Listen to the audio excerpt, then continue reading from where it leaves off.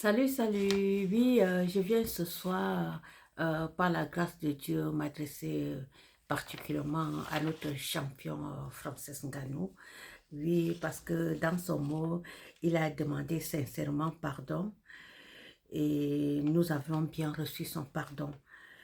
Et c'est pour ça que à notre tour, je viens supplier notre champion Francis Ngannou de ne plus jamais jouer avec le cœur de tous ceux-là qu'il aime.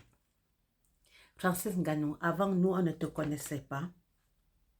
Tu es sorti de nulle part. Plein de courage, d'engagement et une conduite avec détermination totale. En montrant aux jeunes hommes du monde entier et surtout ceux de l'Afrique ce que c'est que marcher tête haute, sans inquiétude. La preuve en est qu'après ta première victoire avec Tyson, je voyais déjà comment plusieurs jeunes s'entraînaient déjà à faire la bourse et postaient les vidéos dans les réseaux sociaux. Parce qu'ils voulaient ressembler à leur champion, à notre champion, Francis Ngannou. Et ce qui m'a touché le plus le cœur, c'est ce jour, Francis Ngannou, après ta victoire, ta première victoire qui a permis que nous te connaissons. Tu as présenté ta maman aux nations. Ce jour-là, ce n'était pas seulement ta maman que tu présentais, mais tu présentais toutes les mamans. Parce que derrière cette maman, toutes les mamans ont eu la gaieté, la joie. Particulièrement moi, j'étais remplie de joie, de gaieté, de voir un homme comme Francis Ngannou sorti de nulle part et arriver là où il est arrivé. Parce que là-bas chez nous au Cameroun, plusieurs hommes, quand ils accouchent avec les femmes, ils abandonnent les femmes avec les enfants seuls. Pour ceux que les maris sont déjà quittés le monde pour aller au ciel, c'est autre chose. Mais ceux-là qui font les enfants avec des femmes, qui les abandonnent tout seuls. Les enfants, les mamans s'occupent de leurs enfants seuls, alors que les maris ne sont pas là. Même les cahiers, pour quoi que ce soit, ce n'est que les mamans. La façon que toi, Francis Ngannou, tu as présenté ta maman, ça nous a donné, moi là, ça nous a donné la victoire au cœur. Le courage de tous ces mamans-là en Afrique, que quand les enfants ne dorment pas, ils ne peuvent pas retrouver le sommeil. Ces mamans, que dans leur cœur, ils savent ce que c'est que chaque jour suffit sa peine, comme c'est écrit dans Matthieu 6, 34. Des mamans qui se battent de toutes les façons, de toutes les manières, par la grâce de Dieu, pour s'occuper de leurs enfants, comme ces mères poules qui gardent les petits poussins, capables même d'aller défier l'épervier quand l'épervier vient chercher un de leurs poussins. Francis Ngannou, c'est cette joie que tu as mis dans notre cœur. Tu as dit, pendant que tu demandais pardon, qu'il y a quelque chose de sombre qui s'est passé au bureau. Quelque chose de sombre. Nous comprenons tous que tous les jours, quand on part combattre, ou bien quand on part contre un match, tous les jours n'est pas fait pour gagner. Mais notre fils, notre frère, notre cousin, notre oncle, notre papa, pourquoi que Ngannou Francis peut être pour qui que ce soit. C'est pour ça que j'utilise ce mot. Papa, pardon. Je t'en supplie, la façon que tu es tombé là, ne tombe plus jamais comme ça. Même s'il y a n'importe quoi, ne tombe plus comme ça là. Parce que la façon que tu es tombé, surtout la deuxième fois, Les yeux étaient seulement fermés. Oh Seigneur Dieu de gloire, papa, permets qu'il se réveille, permets qu'il se réveille. Le cœur faisait tout.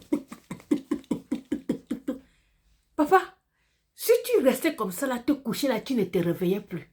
Tu ne te levais plus. Tu devais laisser ta maman là, que tu as présentée aux nations. À qui?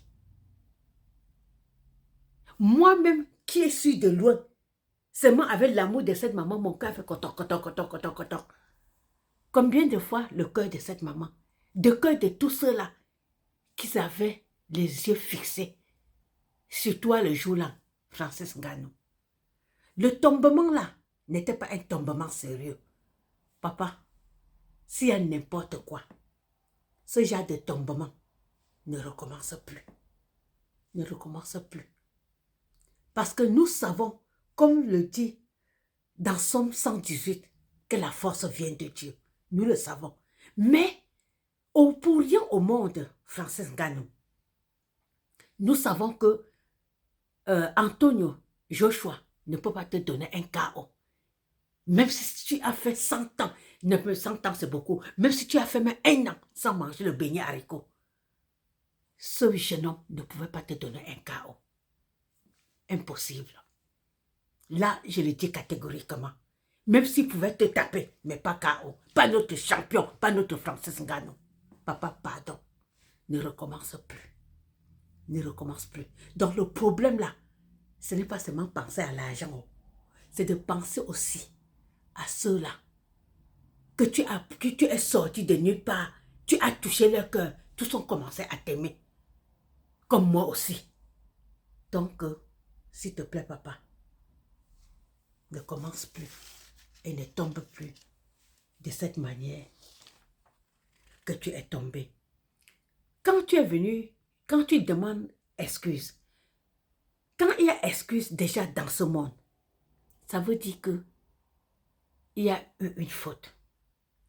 Et quand il y a la faute, ça veut dire quoi? Ça veut dire qu'il y a eu une fausseté quelque part, qu'il y a eu quelque chose de faux. Dans le combat là, ce n'est pas que parce que tu ne connais pas combattre. C'est parce qu'il y a eu quelque chose de faux. Quelque chose qui n'était pas sincère. Pour que tu tombes la manière que tu es tombé. Parce que premièrement, Francis, quand tu es tombé pour la première fois, ce n'était pas aussi si grave que ça. Mais c'était déjà décourageant. Mais quand tu t'es levé, dans les 2-3 secondes qui s'est passé, il y a tes yeux qui ont rencontré les yeux de quelqu'un là-bas au stade. J'ai bien regardé. Vous-même, vous pouvez mettre la vidéo et regarder encore. Là, tu n'as même pas permis, même pas garder les figures comme vous faites là. Du coup, Joshua t'a dosé sur la face que tu es allé par terre. Papa, le cœur des gens, papa, ne fait plus ça. Donc, c'est de ça que je parle.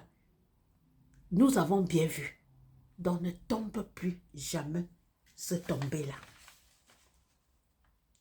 Parce que ce tomber-là pouvait aussi tuer plusieurs quelqu'un qui sont fragiles avec les crises cardiaques. Tu as choisi le sport, la bourse. Que le Dieu, le Père Tout-Puissant, lui-même qui te visite et qui t'oriente et qui t'aide sur ton chemin et qui te parle lui-même. Ce que c'est que la bourse. Car je pense que la bourse là, je ne crois pas que c'est un sport facile. Le Seigneur Jésus-Christ lui-même, il était un grand sportif et il n'est pas contre le sport. Il était un grand sportif parce que lui-même, il est un des champions des champions. Son sport, c'était quoi? Il pouvait marcher des centaines et des centaines de kilomètres par jour pour amener la bonne parole aux gens. Ça, c'était le sport que le Seigneur exerçait quand il était dans ce monde. C'est pour ça que même dans les Psaumes 23, il est dit, si je marche dans la vallée de la mort, je n'aurai aucune crainte, car je sais que tu es avec moi. Le Seigneur marchait. Et ce sport, c'est un sport qui ne tue pas les gens. Parce que vous devez remarquer, même à notre âge aussi, quand je vais souvent, quand je suis fatiguée, je vais à l'hôpital, je me plains, vous pouvez poser la question à tous les médecins du monde entier. Le médecin lui dit, Madame, vous devez marcher. Apprenez à marcher. Posez la question, par exemple, à tous les médecins du monde. Ils vont vous dire qu'ils n'ont jamais enregistré presque zéro taux des gens qui sont morts en marchant à cause de crise cardiaque parce que leur cœur s'est arrêté. Mais par contre, pendant que Dieu partait, il marchait, il apportait la bonne nouvelle. Rappelez-vous qu'il disait toujours que donnez à César ce qui est à César et à Dieu ce qui est à Dieu. Pourquoi? Parce que il y a des matchs, quelques matchs que j'ai choisis pour vous expliquer que c'est des matchs César. Des matchs à la dictée. Quand je parle des matchs à la dictée, j'espère bien que vous comprenez ce que c'est que la dictée. Je n'étais pas dans les tours de l'école là, mais j'étais quand même à l'école élémentaire. Donc on faisait la dictée. Et quand les maîtres là, pour corriger là, c'était le rouge là qui prenait pour te montrer comment tu as tout radié tout. Donc, nous allons faire une petite dictée. J'ai mon cahier ici là. Prenez le bic, hein, écrivez. Dictée. Voyage pour Abidjan, Côte d'Ivoire. Si vous trouvez les repas très délicieux, très bons, comme attiéké, poisson, foutou, fausse grain, tout ça, c'est à Abidjan. Mettez un point mot, sans oublier Aleko. Et le Sénégal, Dakar, vous allez trouver les tchèps faits à la sénégalaise. Point. Ce n'est que l'exemple. Hein. Maintenant, le Cameroun, qui est aussi appelé le continent, vous allez trouver le repas pour tous, qui s'appelle le beignet haricot, piment bouilli. Point final. Adès est la rue au Cameroun. La rue des routes. C'est là-bas que vous trouvez bouilli, haricots, piment. Au Cameroun. Vous avez compris ce qu'il dit. Ça, c'est une dictée. Quand vous faites cette dictée, je veux par là vous dire que quoi? Il y a des sports, que des sports, c'est des sports dictés. Comme le football. Ce que les Américains ont créé, qu'ils appellent ça quoi? Ils appellent ça le catch. Et puis, il y a la bourse. Ces trois sports-là, c'est des sports à la César et sports à la dictée. Parce que ces sports, c'est des sports que des grands riches, des gens assis comme les gens dans les bourses, des individus qui ont assez d'argent. Je ne parle pas de ces petits maîtres bénévoles là-bas au pays qu'après le bac A plus Z, pour se débrouiller là, ils se trouvent dans les écoles privées comme maîtres de bénévoles ou bien dans les lycées comme maîtres de bénévoles. Je parle bien des maîtres, des hommes, des multimillionnaires, des hommes riches, des milliardaires. Ce sont eux qui organisent ce match que vous comprenez qu'on dit que la bourse là. Des gens que pour leur faire plaisir, c'est leur jeu à eux qui organisent ça. Et s'ils organisent ça, ils font leur dictée.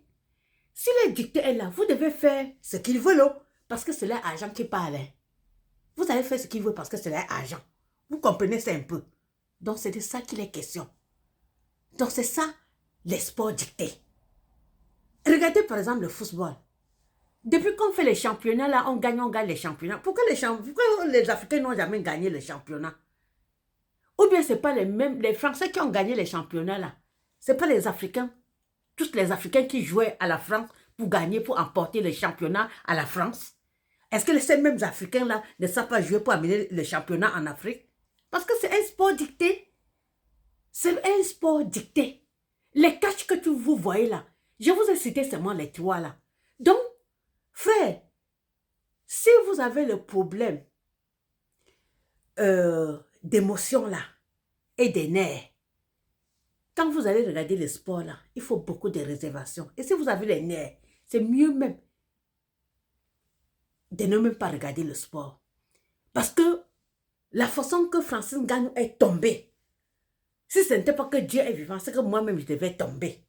Donc, il y a des sports là que vraiment que si vous êtes fragile là, ne regardez pas. Parce que ces sports, c'est le sport César. Je dis bien César. C'est pour ça que je vous ai parlé de la marche du Seigneur. Même aujourd'hui, le médecin conseille aux vieilles mamans, à tout le monde d'aller marcher. Vous pouvez compter qu'il y a 0 enregistrement pour ceux qui partent marcher, que tu apprends que crise cardiaque. Mais dans les sports de football, il faut compter. Même que ce soit dans les catch là et ce qu'ils appellent les catch là ou les bords, il faut compter. Donc, mes frères et sœurs, quand vous regardez le match là, si le cœur a l'habitude de faire que déjà seul, à cause des nerfs, ne regardez pas. Il faut fuir. C'est Jésus-Christ qui est Seigneur. Et l'exemple, même quand on nous montre de marche là, la marche n'apporte pas les morts. La marche n'est pas la marche de Dieu. La preuve est qui nous a donné tous les pieds. Mais les sports César, les sports dictés, je vous assure, je vais vous dire, ici en Allemagne, quand il y a seulement un match régional, je dis que, comme par exemple, les matchs, les matchs de la ville entre villes, il faut voir comment les policiers sont là, en train de les garder, avec des casques en verre, pour pouvoir les protéger des supporters quand ils perdent. C'est des catastrophes. Tu les trouves comme ça, d'autres sont à la gare.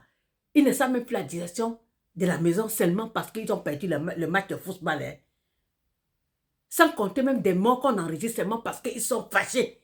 Vous avez même vu ce qui s'est passé avec la CAN de Côte d'Ivoire. J'ai vu un Camerounais là, comment il s'exprimait, comment il était fâché, il était tout dans son assiette. Tu vois, des sports qui apportent l'attention, des sports qui peuvent tuer. Donc moi je dis comme ça aux supporters, quand vous voulez regarder les matchs là, qu'on appelle les matchs dictés et les matchs au César, ne mettez pas votre cœur. Priez seulement que quand vos enfants partent là, qu'ils reviennent par la grâce de Dieu. C'est ce que je voulais dire dans ma vidéo ce soir. Et dis encore une fois à Francis Ngannou qui pense à tous ceux-là. Il a demandé pardon, c'est vrai. Mais qui pense à tous ceux-là qu'il aime. Comme prochainement là, s'ils te disent de tomber là, il faut aussi tomber avec la sagesse. Puis la qualité de tomber que tu es tombé là. Parce que le tomber là, tu pouvais tomber comme cela, ne pas te relever. C'est Dieu qui accorde grâce. Ne tombe plus la qualité de tomber là, fils. Tu nous as fait quelque chose. C'est mieux pour nous que tu ne gagnes pas que de tomber la qualité de tomber là. Et nous préférons t'avoir que de te perdre. C'était ma vidéo. Que la gloire soit à l'Éternel à jamais. Amen.